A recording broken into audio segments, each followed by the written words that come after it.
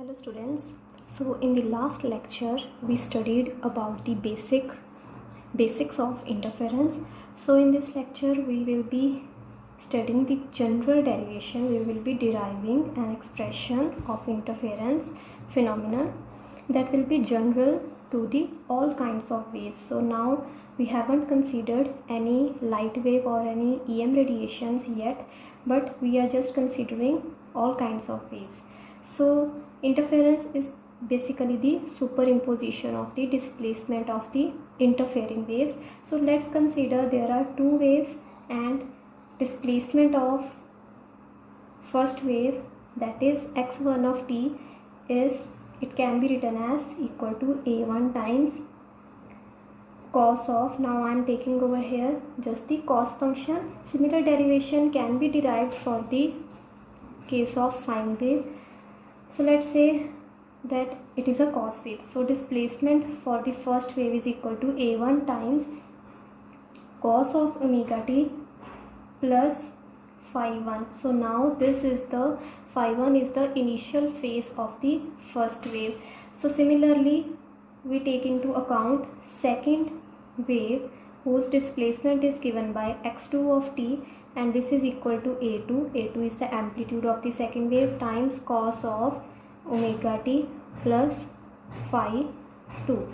So now we can see that here omega we have taken same for both kinds of waves. So we are just considering waves which have same frequency or which have same time period. So now let's superimpose these two waves, and the net displacement of the resultant wave, it will be equal to simple addition of the displacements of each interfering waves. So now we know that the resultant wave, it will also be a harmonic wave. Now the interfering waves are also harmonic wave. So the resultant wave will also be a harmonic wave, means it will be a cosine wave. So this will be equal to x of t, let's say this is equal to, and the resultant wave has amplitude a and it has initial phase phi. So a1 is the amplitude of first wave, phi 1 is the phase of first wave, and a2 is the amplitude of second wave, and phi 2 is the initial phase of the second wave. Similarly a small a is the amplitude of the resultant wave, and it will have initial phase which will be equal to, which let's suppose that is phi. So this is the resultant displacement of the waves. So this will be equal to simple addition of the displacement. So the left hand side will be equal to, so let's say this is a times cos omega t, we are writing at the left hand side. So this will be equal to x1 t plus x2 of t. So that is a1 times cos of omega t plus phi 1 plus a2 times cos of omega t plus phi 2. So now we will be simplifying, that is we will be using the expression formula for cos of a plus b. So that will be left hand side will be equal to a times cos of omega t, means cos a cos b minus sin a sin b. So that will be cos of omega t times cos of phi minus sin of omega t times sin of phi. So this will be equal to a1 times, now we will use the formula for cos a plus b over here. So that will be cos of omega t times cos of phi 1 minus sin of omega t times sin of phi 1. And similarly we will be using formula for second term, that is cos of omega t times cos of phi 2 minus sin of omega t times sin of phi 2. So now we will be simplifying this expression, and we will be taking cos of omega t term. This is cos of, we will take cos of omega t and we will equalize the coefficients of cos of omega t on both sides, and similarly we will equate the coefficients of sine of omega t on the both sides. So here we can write it as cos of omega t times, this is a times cos phi, minus second term will be sine of omega t times a times sine phi. This will be equal to cos of omega t. We will take it out. So cos of omega t, coefficients of cos of omega t are a1 cos phi 1, and over here it is plus a2 cos of phi 2. So there are two coefficients of cos of omega t on the right hand side. So this will be a1 cos of phi 1 plus a2 cos of phi 2. Similarly, we will have coefficients of minus sine of omega t. So minus sine of omega t, we will take it out. So the coefficients will be a1 times sine of phi 1, and since we are taking minus sign outside, so minus sine omega t is taken outside, so the coefficient, the factor left over is plus a2 times sine of phi 2. So when you will open all the expressions, you will get the similar result as the last expression. So now we will compare the coefficients on both sides. Now cos of omega t on left hand side is coefficient is a times cos phi. This will be equal to coefficient on the right hand side, and on the right hand side coefficient of cos of omega t is a1 cos phi 1 plus a2 cos phi 2. Similarly, we will compare the coefficients of minus sine omega t on both sides. So we will get a times sine of phi. This will be equal to a1 sine phi 1 plus a2 sine phi 2. So these two expressions we have deduced from the last expression. So now what is the purpose of deriving this derivation? Here we want to find what is a and what is phi.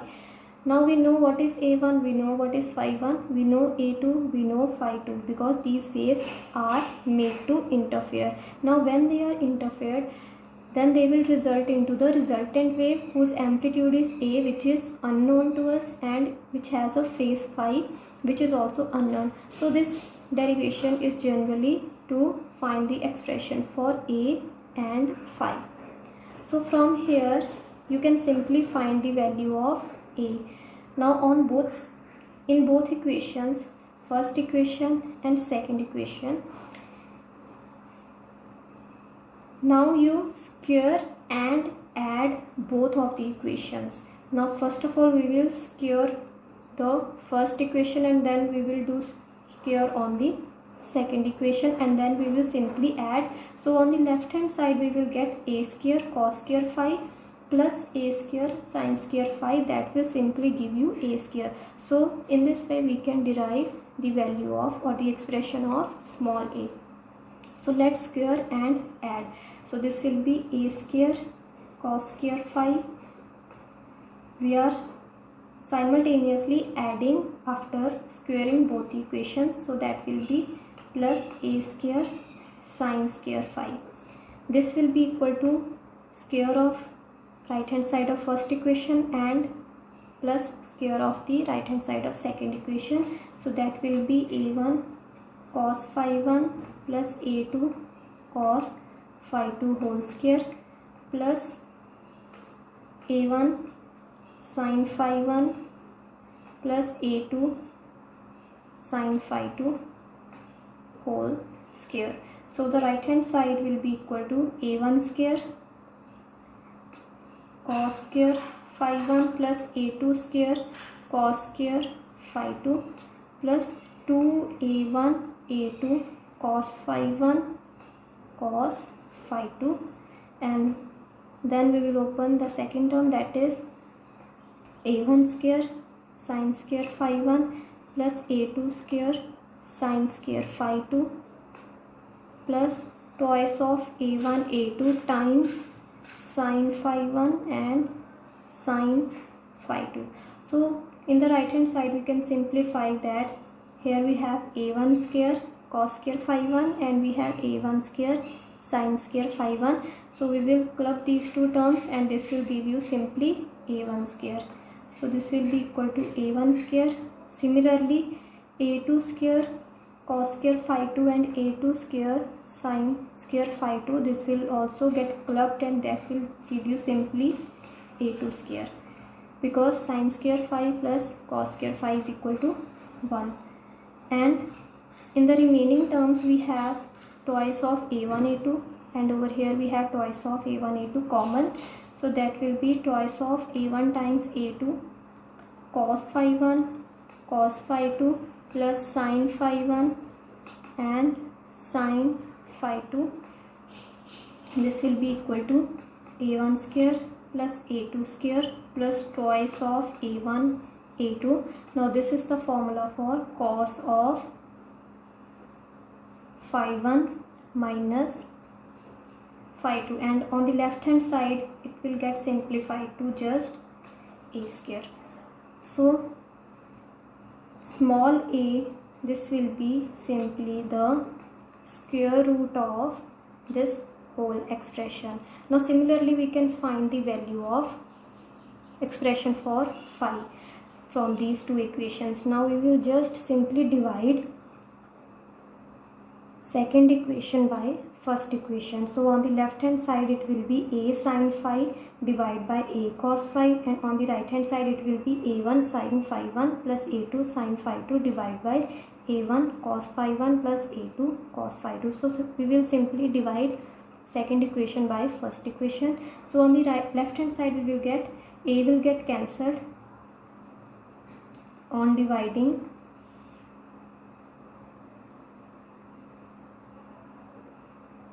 two by 1.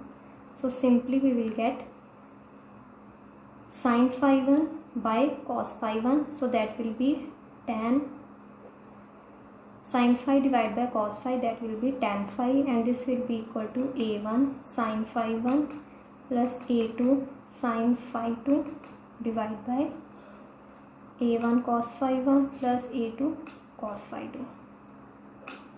So a1, a2, phi 1, phi 2 are known to us. So simply we can find the value of phi and also we can find the value of the amplitude of the resultant wave. So now here in the case of amplitude we have this term cos of phi 1 minus phi 2. This is the phase difference. Phi 1 is the initial phase of first wave, phi 2 is the initial phase of the second wave. So we are subtracting, which means this is phase difference between the two waves. So let's say the phase difference between the two waves is, let's say, phi 1 minus phi 2 is equal to 2n pi, means it is an integral multiple of 2 pi. So we know that cos of 2n pi is always equal to 1, means then the phase difference is 2n pi. Here we will have this term will be equal to 1, cos of 2n pi will be equal to 1. So the amplitude of the wave in that case will be equal to a1 square plus a2 square. Now this term will be 1, so this will be simply a1 into a2 whole under root. So this is this expression inside the bracket, this is a1 plus a2 whole square. So a1 plus a2 whole square, and when we will do the under root of it, that will give you simply a1 plus a2, and this is constructive interference.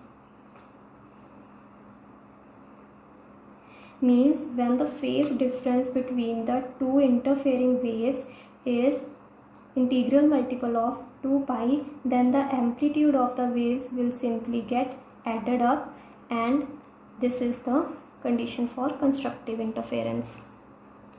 Similarly, when phi1 minus phi2, this is equal to odd multiple of 2n plus 1 times pi. It is odd multiple of pi, that is 180 degree. So in that case, amplitude A, this equation in this cos of phi1 minus phi2, that is cos of 180 degree, that is equal to, so cos of, in this equation, this third equation for the phase difference of in odd multiple of pi, so in that case cos of phi1 minus phi2 will be equal to minus 1. In earlier case it was equal to 1. Now in this case this will be equal to minus 1. So amplitude A will be simply A1 square plus A2 square minus of twice of A1 into A2 whole under root, and this will be equal to A1 minus A2 whole square and A1 minus A2 whole square, and when we'll do its under root, that will give you simply A1 minus A2, and this is destructive interference. So this is just a general derivation that we have done for the case of constructive and destructive interference, and we are generally taking all kinds of ways. We haven't touched or we haven't started about the light waves. For the case of light waves, we will do the same kind of derivation, and in that the difference will be that instead of the displacement, we will be taking the electric field, because for the case of light, light is an EM radiation and there is electric field as well as there is magnetic field, whereas the electric field is responsible for the light, that is the light that is visible to us, that is just due to the electric field, and hence we will be taking here electric field on the left hand side, that is we will be taking E1 and E2, and then we will be superimposing, and then we will derive the result for the case of EM radiations. So this is just a general derivation that is applicable to all kinds of waves.